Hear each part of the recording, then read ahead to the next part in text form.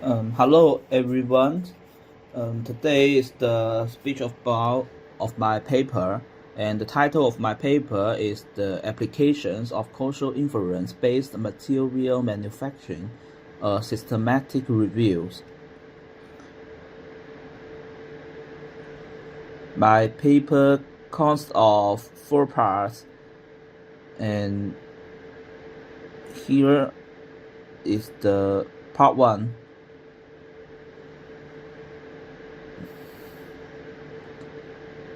Background. At this stage, I mainly aim to introduce the development history of material research. Traditional researchers use a trial and error approach to find the expected materials.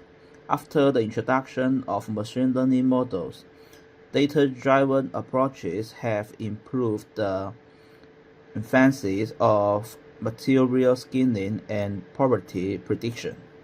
However, most of methods still relies on statistical corrections rather than uncovering the underlying causal mechanisms of materials. Unlike these approaches, causal inference not only focuses on the predictive capability but also emphasizes the generated mechanisms between the variables. It can answer the critical scientific question, like if a certain material parameter is changed, how will the property respond? Part 2 is the methodology about the paper. Next, following the methodology and requirements of a systematic review, I conduct a systematic scanning of the literature that applies causal inference and causal analysis techniques to materials science research. We conduct researches across 4 databases: Google Scholar, Scopus, Web of Science, and IEEE Expert, selecting all studies published between 2015 and 2025. The Prisma flows diagram is shown in PPT. What's more, the detailed data of these studies are listed in the table. The table's data was extracted from the studies include title, authors, year of application, classification according to causal inference paragraph, methods used, experimental approach, and the mild contributions of the study. Table in PPT shows the relevant information of the articles selected in the final scanning.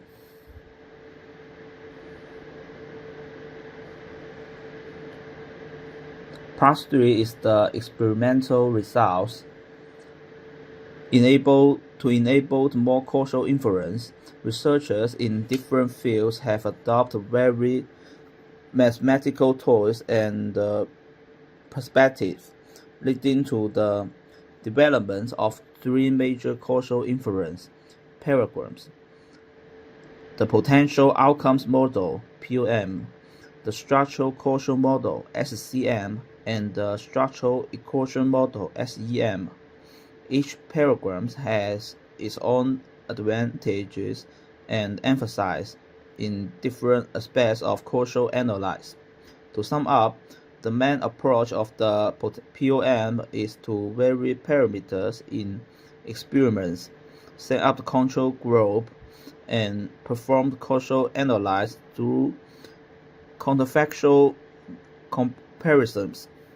The main approach of SCM is to represent causal relationship by using the graphs combined with structural equations.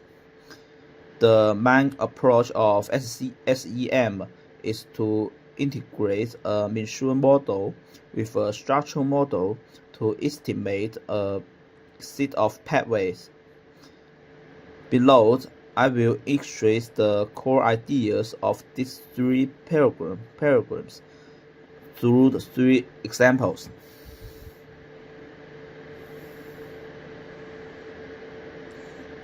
In these POM-related experiments, the researchers established the temperature control group and a chemical formed control group to investigate the effects of different processing temperature and fabrication method on the stability and electricity properties of the samples.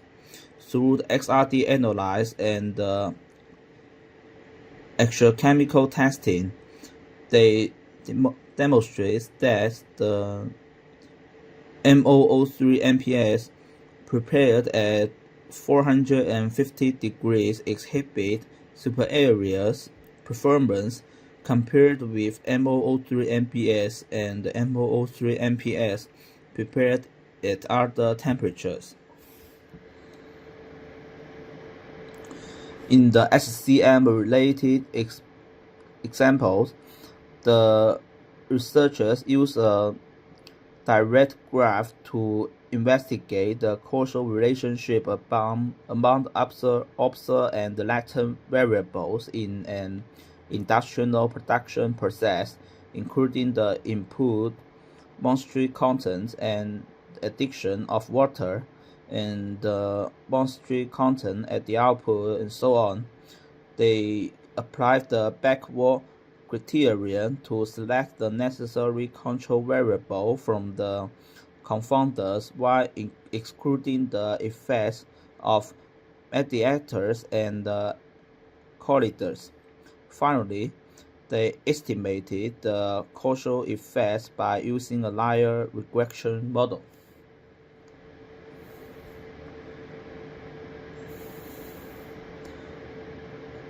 In the SEM-related example, the researchers construct a set of mental-level causal chain structures. Based on the relationship between the variables at each link in the chain, they built a model and fitted the structure property relationship of the materials by using experimental data.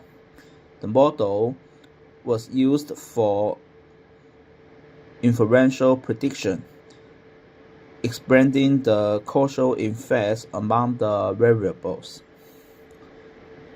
Next is the discussion section. We further explore the limitations of current studies and potential future direction of improvement.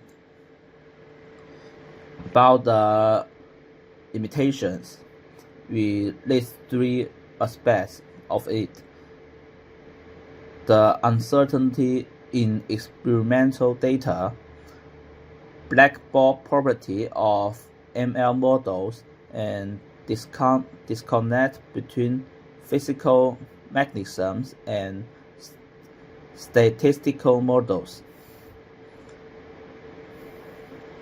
About the future direction of the investigation, we list four aspects, like the physics-informed causal modeling, time-indexed SCM, multi-source causal fusion, and causal transfer learning.